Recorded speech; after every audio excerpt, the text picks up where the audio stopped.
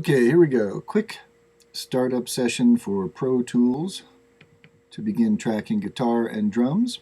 So on my desktop, on my huge cursor, Pro Tools Projects. You open that folder, Guitar and Bass 1, template I set up for you. Open that thing up. Be nice to it. Sometimes it takes a second. Oh, the spinning wheel. There we go. If you get an issue, sometimes I've had to force quit. Hopefully you know how to do that. So I have two chords in my room here. One to the right of my desk for input 1, that'll be guitar. One to the left of the desk for bass, input 2. You can adjust input levels on the Motu device that's on my desk. Input gain 1 and 2. So as this loads, what I have set up is I have a click track for tempo. I actually have a MIDI drum track that you can use instead of just the click. So you want to know how to adjust the tempo. I'll have to work with those guys to figure out what the tempo is of their songs. Okay, here we go. Two views, my huge cursor. Your edit view and your mix view.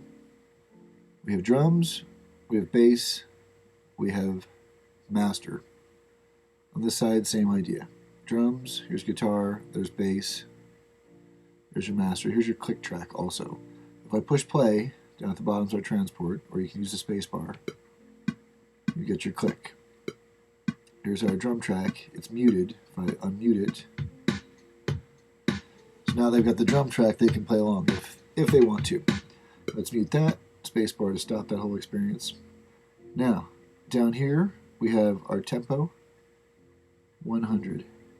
So you'll have to work with them to figure out what is a good tempo. You can double click on it and you can type it in, 120, push return.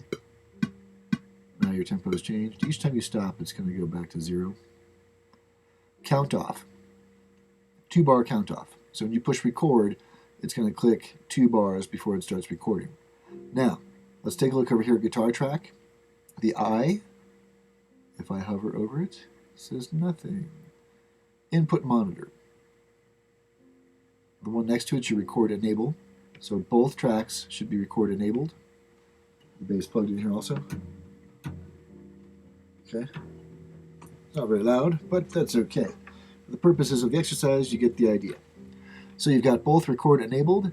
Then at this point, you go down, you push the record enable, play, 2, 3, 4, 1, 2, 3, and beautiful. My hero. So it's quiet. Yeah. Push play. We hear nothing because we have to take off the record enable.